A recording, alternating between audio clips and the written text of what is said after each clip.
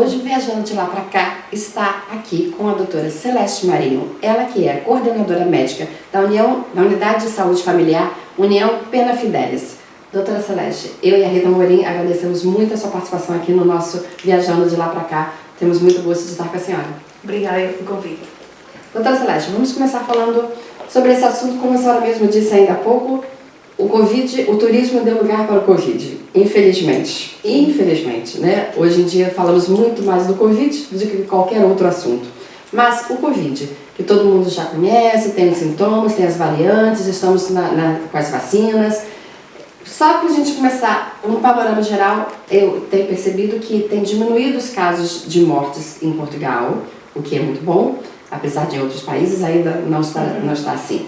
E hoje eu estive observando um mapa um pouco mais cedo, dizendo que a Penafiel estava com aproximadamente 480 casos e Paredes estava, no mapa estava branquinho, estava ok, estava só com 240. Eu falei, puxa, eu quero morar em Paredes, porque Paredes é melhor que Penafiel.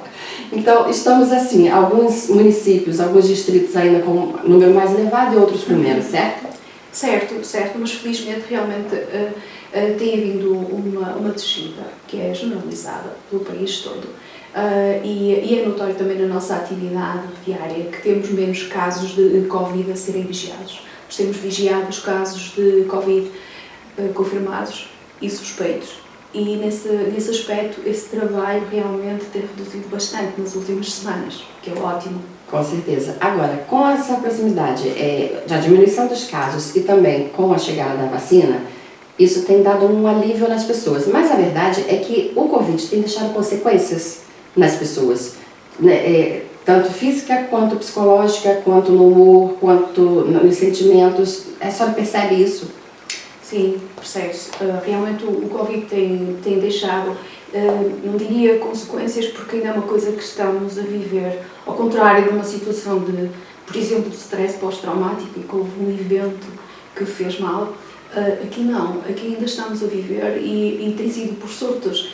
Quem ficou mal na primeira onda, depois infelizmente teve a segunda para lembrar e para ficar mal outra vez, não é? E o problema continua muito vivo, continuamos, os sentimentos que existem na população e que nós notamos muito de medo, de fúria, de revolta, de depressão, continuam muito vivos, até pelas notícias que nos chegam todos os dias, pela televisão e porque toda a gente conhece alguém que está mal e também porque a nossa vida continua muito condicionada em função do Covid.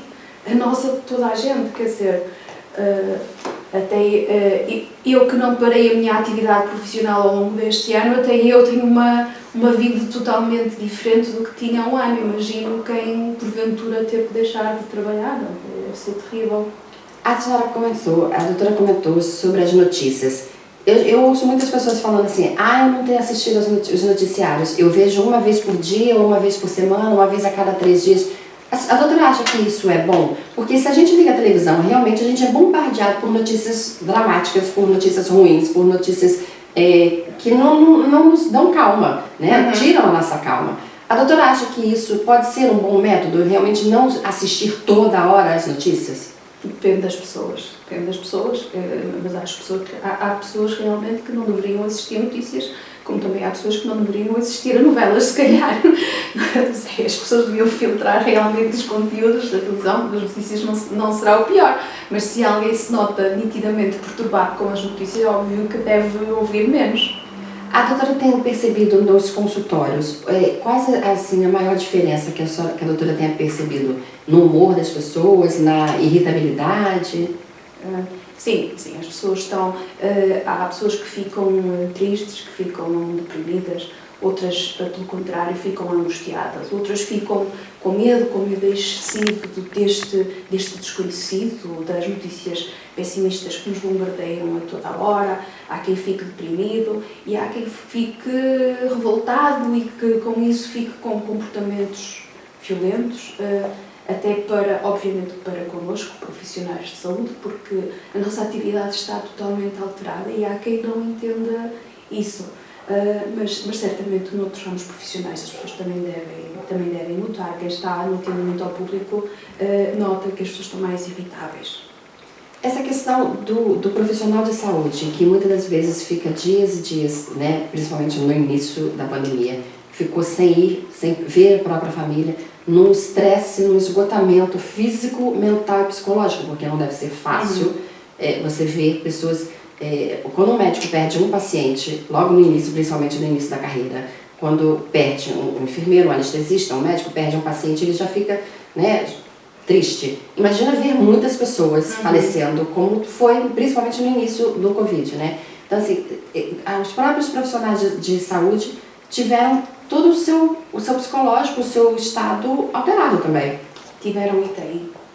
Ainda se nota muito, os profissionais de saúde, as equipas ficaram desfalcadas, porque os profissionais de saúde também ficaram doentes, também tiveram pessoas doentes, também tiveram que ficar muitas vezes em isolamento e, portanto, as equipas ficaram reduzidas. E o trabalho foi muito diferente daquilo que estávamos habituados a fazer e que gostávamos de fazer. Tivemos que proteger as pessoas, no sentido de não podemos permitir que esteja muita gente junta na sala de espera, porque uma daquelas pessoas pode estar alguém positivo e contaminar as outras que estão na sala de espera, desde idosos, desde doentes crónicos, desde crianças vulneráveis, que nos aconteceu no início e é um desassossego para nós pensarmos, vermos alguém que é suspeito de ter Covid, estarmos com ele no consultório e pensar assim, esta pessoa há meia hora atrás estava ali na sala de espera ao pé de uma criança de 3 anos, com as defesas em baixo, será que agora a criança ficou... Quer dizer, um desassossego, e tiveram que desenvolver mecanismos nas unidades de saúde, que vigoram até hoje, de espaçar as consultas para que as pessoas não se cruzem na sala de espera, não se cruzem muito nas unidades, para que não seja uma fonte de contágio, porque as unidades de saúde são exatamente locais onde vão pessoas doentes, por definição, pessoas idosas, pessoas com doenças crónicas, e, portanto, todos os cuidados são necessários. Portanto, estamos a fazer essa atividade diferente e tivemos a indicação, e bem, para fazer as consultas que seriam possíveis de efetuar por via telefónica, que seria mais seguro e, portanto, tanto quanto possível fazemos a consulta por telefone. Isso não é do nosso agrado, não estamos habituados a isso, mas também notamos que não é do agrado de muita gente, as pessoas não sentem que estejam a ser consultadas pelo telefone e revoltam-se, algumas não entendem e querem ir pessoalmente à unidade de saúde, portanto, são tempos complicados que vivemos. Com certeza. O que leva... quais são os sintomas da depressão? Porque muitas das vezes a pessoa está deprimida e não sabe que está deprimida, ou o próprio, a pessoa do lado, o familiar, também não compreende aquela pessoa. Então, assim, e a depressão é uma doença séria, né? Então, quais os sintomas que a senhora acha que as pessoas deveriam estar atentas para que se aquele comportamento, aquele sintoma se repetisse, ter mais cuidado, ou tomar um remédio, uma medicação, um chá, enfim? Os sintomas da depressão, os típicos de livro, são uma tristeza profunda, um choro fácil, uma falta de vontade de fazer seja o que for, uma falta de prazer nas coisas, vai por uma miríade de uma tristeza acentuada. Esses são os sintomas típicos, mas também não podemos andar muito atrás dos sintomas típicos, porque há pessoas que camuflam a depressão, que camuflam, principalmente os homens, têm a mania de ser estoicos e disfarçam e não admitem e, portanto, pode ser difícil chegar ao diagnóstico. As pessoas devem valorizar uma mudança profunda no humor, um estar diferente no dia-a-dia, ou não ter vontade de fazer as coisas, a tristeza e muitas vezes os outros são uma pista para aquilo que a pessoa possa ter. As pessoas à volta começam a comentar, tu não estás bem, tu precisas de ajuda, que nessas alturas falar com um profissional, porque se esses sintomas durarem há mais de 2 semanas, é bom que a pessoa procure ajuda. E na questão da ansiedade? Temos pessoas que têm ansiedade e de repente sente uma dor de dente, uma dor intestinal ou um aceleramento cardíaco. Isso tudo está sendo causado também por esse momento que estamos vivendo. E é preciso ter atenção também. Sim, fisicamente também pode haver marcas. A pessoa estar num estresse emocional, com uma perturbação psicológica, tanto a ansiedade como a depressão. Fisicamente a pessoa pode estar mal do estômago. Às vezes há pessoas que notam que têm os chamados nervos à flor da pele, quando sabem quando estão mal psicologicamente, a pele fica logo com uma qualquer alteração, e falou e bem também da parte do intestino. Os órgãos realmente podem dar sinais de que a pessoa psicologicamente está mal. Sim. Também podem ser um sinal de alerta. Como eu costumo dizer, quando você não para, o corpo para por você, né? Sim, sim, sim. Então, às vezes a gente precisa... porque o nosso corpo fala, ele literalmente fala, né? Agora, por conta do Covid, tem muitas pessoas que têm alguns sintomas, algumas coisas, mas não querem ir ao médico, porque tem medo. Não, é melhor não ir no médico agora, é melhor não ir no hospital agora. Não é só uma dorzinha de nada, não dá pra aguentar. Acontece, né? Infelizmente acontece. Infelizmente acontece e pode até acontecer com doenças bem graves, com sintomas de alarme que deviam motivar a pessoa até a ir à urgência. Infelizmente já vi casos de AVCs que deviam ir à urgência e estão ali. Já nos chegaram à unidade pessoas que têm os sintomas típicos do AVC e não querem ir para o hospital. E temos que convencer aquela pessoa a ir para o hospital, sintomas de infarto, sintomas que necessariamente têm que ser observados com rapidez, e as pessoas atrasam a procura, não querem ir. É um erro, claro que é um erro, mas as doenças precisam de assistência rápida. Sim, com certeza, porque pode ser fatal. Sim, sim. Não morreu de Covid, mas morreu porque não quis. Exatamente. Acontece. Agora, essa questão do nosso corpo, né, que fala, expressa o que estamos sentindo. Muitas das vezes, principalmente os homens, como a doutora comentou, eles sentem e camuflam, né? E quando você vê, eu perdi um amigo recentemente com 40 anos, que ninguém dizia que ele estava com depressão, e soubemos porque ele deixou uma carta. E ele se matou, e depressão, e era uma pessoa que você jamais diria, era uma pessoa que estava sempre rindo, era aquele amigo bonito, muito bem. E a questão de você estar sempre com o telemóvel, sempre atrás, né, de uma tela, você não vê a pessoa realmente como ela está. Exato. Não há que ter vergonha de procurar ajuda.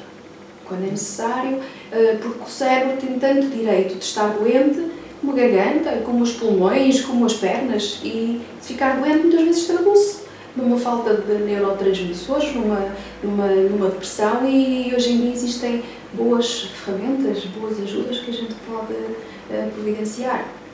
Existe um serviço de apoio para pessoas que precisam falar, precisam conversar, mas não querem falar com um familiar porque tem vergonha, mas se estiver sozinho no telefone e uma pessoa que ele não conhece do outro lado, que ele não precisa se identificar, existe esse serviço? Existe, sim. Existe e está divulgado no Norte. A Administração Regional de Saúde proporciona um serviço desses de apoio psicológico, que aliás está divulgado, por exemplo, passa publicidade na página do nosso agrupamento de centros de saúde.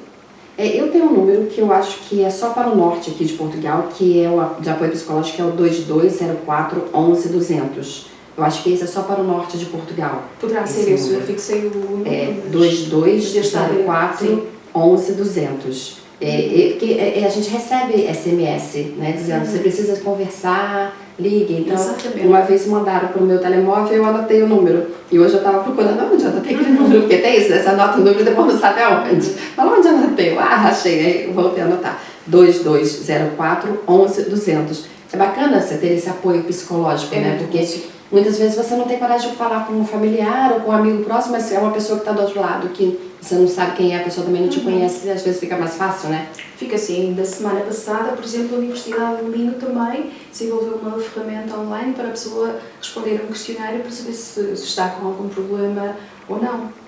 Olha, isso é bom. Existem várias iniciativas interessantes, realmente a sociedade civil, quer dizer, também, além destes, infelizmente, destes sentimentos, muitas vezes de revolta ou depressão, também há um movimento muito bonito de solidariedade e de mobilização da sociedade para ajudar quem precisa. Sim, com certeza. A gente vê o lado negativo, mas também temos que ver o lado positivo, né, que é exatamente que desperta no ser humano o ajudar, o olhar o próximo, né, olhar para si e para o próximo. Doutora, há algum aconselhamento que a senhora daria para as pessoas agora que estão nos assistindo, por conta disso, dessas causas que têm acontecido por conta do Covid, né? A depressão, a ansiedade, a irritabilidade, a mudança de humor. O que a doutora poderia deixar agora para finalizar esse nosso papo para essas pessoas que estão nos assistindo agora? A única coisa é tem que se reinventar, até regressarmos a um novo normal, procurar as coisas de que gostam, que lhes dão prazer, procurar novas atividades, as possíveis neste momento, para realmente resistir até que dias melhores venham. E para os idosos também é importante tentar manter o máximo possível o contato com eles, né? Porque eu sinto que os idosos também sofreram muito essa questão do isolamento. Sim, porque claro. eles estavam acostumados a sair, encontrar com um amigo, né? Ficar E indo agora sentado não é no banco da seguro. praça para conversar. Deixou de ser seguro, até as visitas dos familiares muitas vezes deixaram de ser seguras e as pessoas muitas vezes por bem não vão visitar porque têm receio de levar uma doença e há situações muito tristes de isolamento. Mas não impede de pegar o telefone e fazer uma videochamada para o vovô e para a vovó. Isso é ótimo, quem puder. Né? Faz uma videochamada, faz uma ligação, deixa um bilhetinho lá no portão para o vovô e para a vovó. Há que se né? falar dessas estratégias todas, claro que sim. Temos mesmo, porque eu acho que é muito importante esse olhar para o próximo, né? Porque eu fico vendo exatamente os idosos assim. A minha mãe tinha uma atividade, todo dia de manhã ela saía para ter a atividade dela. Minha mãe tem 83 anos e de repente não pode mais. E sente, né? Então tem dia que não está com vontade de levantar da cama. Porque eu vou levantar para fazer o quê? Não, mãe, tem um monte de coisa para fazer. A senhora varre a casa, a senhora limpa o móvel, entendeu? Não é a mesma coisa. Não é a mesma coisa, não é. Por isso mesmo temos que ter muita atenção, né? E a criança sempre é mais fácil, né? Porque a criança já agita e tudo mais, mas os idosos precisamos olhar muito para eles, né? Enfim. Doutora, tem alguma coisa mais que a senhora gostaria de deixar aqui agora pra gente? Sejam felizes e tenham cuidado, continuem a ter muito cuidado com o Covid. Bem, nós tivemos esse papo com a doutora Celeste Marinho, ela que é a coordenadora médica da Unidade de Saúde Familiar da União Pena Fidelis, aqui em Portugal. Nós voltamos depois com uma nova entrevista. Muito obrigada por estar conosco até aqui. Tchau, doutora, muito obrigada. Obrigada.